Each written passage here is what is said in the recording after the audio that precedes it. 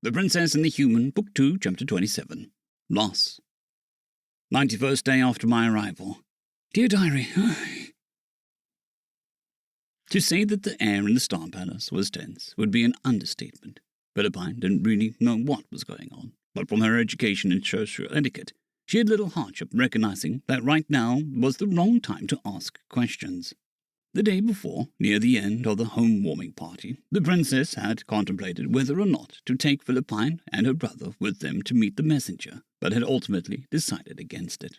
From what she and Nadine could piece together from the rather cryptic announcement regarding the contents of the message, they had concluded that it had something to do with Nadine's people. This meant the talks could be potentially delicate, depending on exactly what the Krensnelf wanted from this meeting. Maybe they would even put a prize on the information, and therefore Philippine wholeheartedly agreed with the princess's decision. As much as they had learned so far, both she and Raccoon still made an occasional mistake, and this wasn't worth risking it. And so Her Highness and Nadine would meet the messenger, the latter primarily showing presence, and the former talking until it was clear what direction the conversation would go. Once everything was done, the others would hear about it. At least that had been the plan. After the two had entered the meeting room, Philippine was about to lead her brother away, when Raccoon stated that he could hear the princess's voice. A closer look revealed that the door hadn't been closed properly, a small gap letting the voices through. But as the heiress was about to rectify the oversight, a loud shouting could be heard from inside.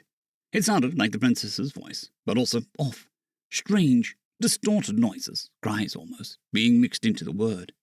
The guards heard it too, barging into the room to check. Through the open door, Philippine could see that Nadine had seemingly fallen to the ground. The heiress stood over her, visibly seething with anger. For the one in the room, Philippine had no idea what species of alien it was or how to interpret her facial expression. Moments of suffocating silence followed, during which no one dared to move. Eventually, Nadine got up and walked out of the room and past the siblings. Philippine tried to call out to her, but the human didn't seem to register her words, continuing on in a rather strange way of walking until they lost sight of her behind a corner. Finally, the princess ordered for the guest to be brought to one of the guest rooms. When only Her Highness, her head maid, and the siblings were left in the small conference room, the princess sank into a chair. Her anger had seemingly vanished, and now she just looked incredibly exhausted. "They brought bad news?" Raccoon eventually asked, eliciting a deep sigh from the princess. "It depends. For Nadine, and in the short term, the news was absolutely horrific. But in the long term, this could be a lead to the colony, which somehow makes it even worse." "Your Highness, if I may," Philippine inquired. "A good long-term means are overall good, correct? So why not continue the talks?"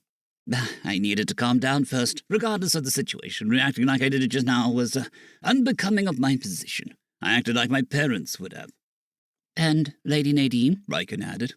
"She just learned about the passing of someone who seemed to be a close friend to her. I doubt that she could keep it up right now, even if she was in a better mental state." "Should we go to her? I don't know. It might be better to leave her alone for now, but also maybe not. Maybe someone comforting her would be better, but I'm too agitated right now. I doubt I could help her like this. First ones, is it asking too much for a single good moment to last?" She threw her healthy arms in the air, but a jolt of pain made her stop the motion. Grunting, she slowly rubbed the splint in her broken arms with her healthy left one. "I'm sorry, you two. You weren't supposed to see me like this." She stood up, pausing for just a moment before turning towards the door. "You two have no task for today," she stated before she left the two alone. Philippine cocked her head. "Do you think, did she mean that we should decide on our own what to do now?" If even Her Highness was unsure, how then were they supposed to know? Nice as Nadine was to them, the informal tone couldn't mask the distance between them, although her brother had spent a lot more time with the human. "What do you say, Duke Raccoon?" she asked, the former tease by now having become a way to tease and comfort. Her adopted brother didn't answer immediately, deep thoughts visible on his face. Eventually, he extended his two right arms to her. "Let's meet her." It wasn't a question, and Philippine didn't need to answer. She returned his gesture, leading him through the halls of the Star Palace, that she by now could navigate without issues. While she didn't know where Nadine might have gone, she had a hunch. Thus the two entered the east wing. Reaching the guest section, she noticed one of the guest rooms was guarded, but didn't pay further attention. Instead, she led her brother to the room Nadine used to stay in until just 2 days ago. A knock on the door stayed unanswered. They're coming in, is that all right? As no answer came once again, Raccoon extended his hand, felt down the door, and quickly found the handle and opened it. Philippine hadn't been here often, and yet it was enough to make the room feel barren, as what few possessions the aliens had were already in a new home. All that was left was the bed, the closet, and a desk with a chair. Even the pile of pillows that used to be on the chair was gone. The desk was also empty, save for some paper, not unlike the one their NDA had been written on. As they passed it, a sideways glance revealed the sheets to be almost empty, containing just a few lines of foreign script, the last words ending in a seeming incoherent squiggly line. The paper also seemed soaked for some reason, with multiple wet spots being clearly visible. Finally, she spotted Nadine. The human sat on the floor near the large window, leaning against a bed. Philippine nudged her brother in her direction, a gesture he understood. As they drew closer, the alien girl turned her head towards the two. Her face looked a bit different than usual, most notable being the reddish, swollen skin around her eyes. Mucus ran out of her nose, which she tried to pull back with a quick breath, creating a noise that seemed to startle Raccoon. We heard what happened, he eventually said. Nadine's gaze fell. Then she pulled her legs and hugged her knees. Philippine couldn't really read the expression, but she wasn't ignorant enough to not form at least a rough understanding of Nadine's current emotional state. How could this happen? The human asked, her soft voice shaky and dull. Claire was so chipper. How could she... What made her... Wait, what did she do? Philippine asked, confused. Wasn't this about her friend's death? Unless she... Oh. Nadine shook her head. There's only one thing that creates these bruises, and in lower gravity it has to be even worse. How long did she... She didn't finish her sentence as her voice broke off once more. Is she sitting on the floor? Raccoon asked quietly, although Philippine was sure that Nadine still heard it. He seemed to have noticed that the voice came from below them. Yes. Can you guide me next to her? Philippine did as asked, unsure what he wanted to do. She was surprised when he sat down next to the alien girl. Sitting on the ground was considered highly demeaning for a noble. If one has no chair, they are to stand. That was what they had been taught. That a noble sitting on the floor was no different to the common servants. Then again, this wasn't the first time the pair had disregarded their etiquette lessons. She waited for a bit, but nothing else came. He merely sat there in silence. In the end, Philippine opted to mirror his actions, sitting down on Nadine's other side, staying quiet as well. As time went on, Nadine seemed to slowly calm down a bit. Maybe now they could help her. Do you want to watch the stars? Philippine asked carefully. Nadine's head jerked up. Watch the stars? She seemed confused by the questions. Well, ever since I saw you the first time, watching the stars has become a bit of a habit of mine, she admitted, with a slight embarrassment. It'll get dark soon, so I thought maybe you wanted to join. I can't really explain it, but it feels soothing. And it lets me wonder how it is up there. Empty, Nadine merely said, derailing Philippine's attempt a bit. Well, it's not the same here anyway. At home, the night sky is full of stars, but here it isn't. But that makes no sense, right? No, it does. You probably can't see them due to light pollution. Now Philippine was confused for good. Light pollution? But how can light be dirty?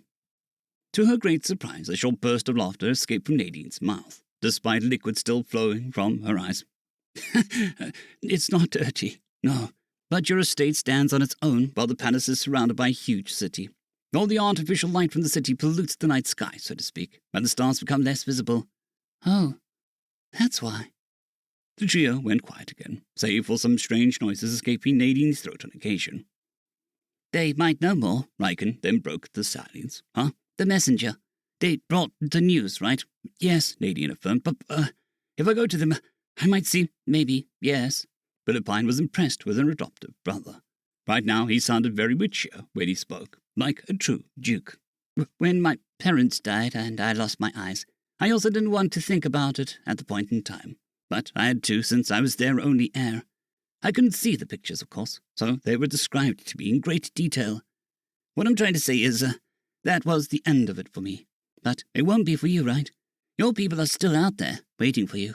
I might be grasping in the winds here, but didn't you yourself say that even the smallest detail could give the decisive lead? Nadine pondered over these words for a while, but then nodded. Her legs shook as she stood, and she supported herself on the wall. It was clear she still didn't want to do it, that she wasn't ready for it, but she had resolved herself. Philippine wondered whether this had been the right call, yet she didn't stop her. Eventually, Nadine reached the door. "The guarded room is just a few doors from here," she called after her. "Ah, I see," Nadine responded, voice still shaky and face still wet. "Thank you." She drew another sharp, quick breath and went out into the hallway. Grendel's cell was rather nice, probably because it wasn't made to be one. On the contrary, it was a luxurious bedroom office hybrid, far beyond everything she had ever resided in throughout her life.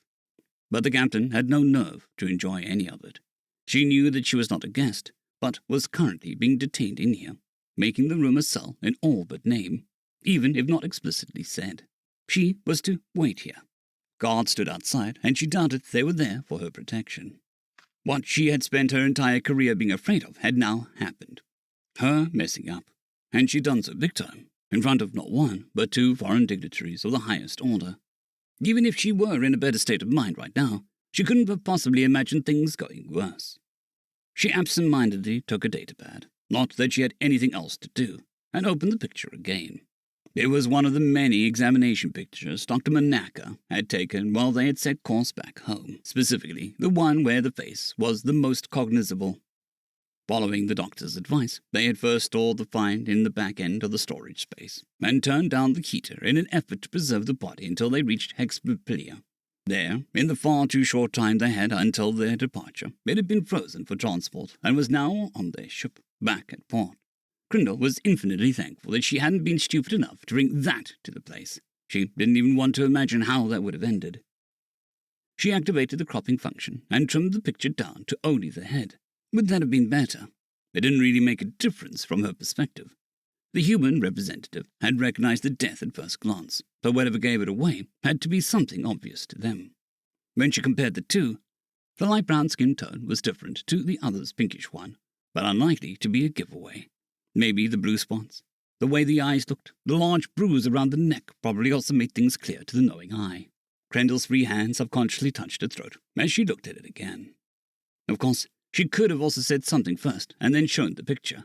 Now she was aware of that, but she had been too eager to get the whole ordeal over with as fast as possible, and in her usual reports she always expected to get straight to the point. She had never witnessed an official meeting like this to use as a reference. Or should she have already given more details on what her message was about when she announced herself? But she had always been told that reports were to be first heard by the one they were meant for, especially sensitive ones. She clicked her beak and put the datapad aside.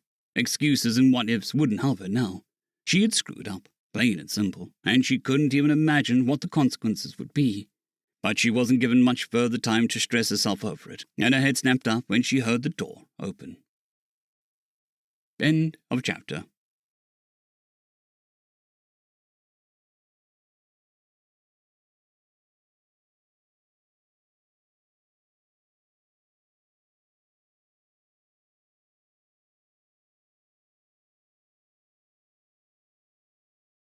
I'd greatly like to thank our Tier 5 channel members, Casper Arnholtz, John Creighton, Manathayria, 050, Dragzoon W.R.E, and Elijah Silvercross. Thank you very much.